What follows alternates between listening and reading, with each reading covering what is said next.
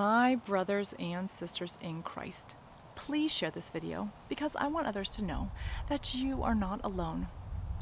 I am yet another week closer to losing my job because I refuse to take this jab.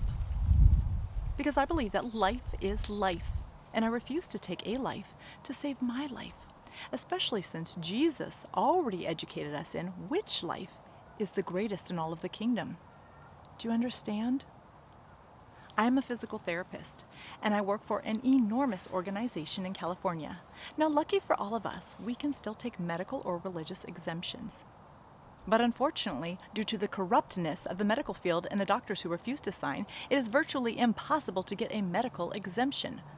So as you might guess, pretty much everyone is going to be taking a religious exemption.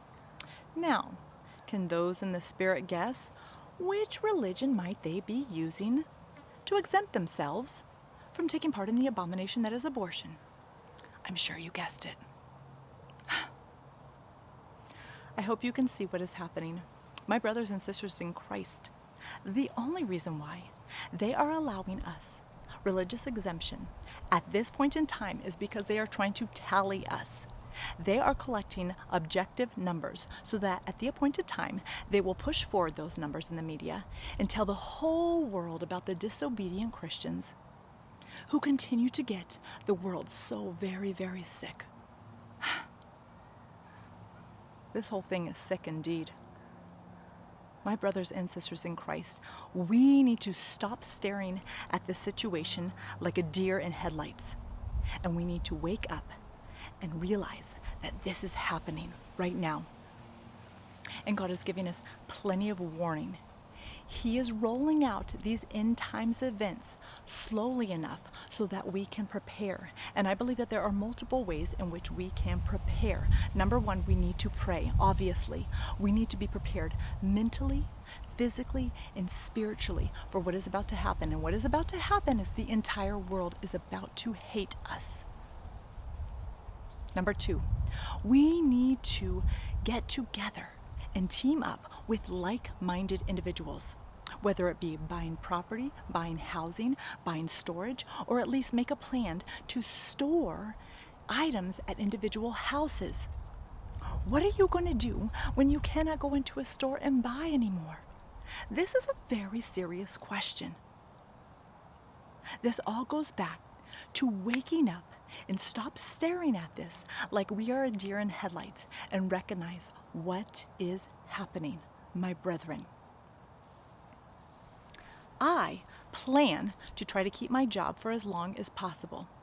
So after this video, I will be going to go fill out my religious exemption, knowing full well that I will be one of the statistics, one of the numbers that they use to push forward their agenda when the time comes and count all the disobedient Christians.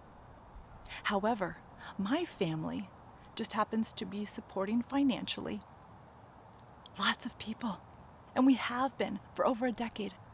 So this is what we choose to do. But we are also working really hard to team up with like-minded individuals. So I pray that you also do the same. My brothers and sisters in Christ, prepare. This is happening now. As for my lukewarm brothers and sisters who chose to already participate in the sting of the scorpion that is described in Revelation,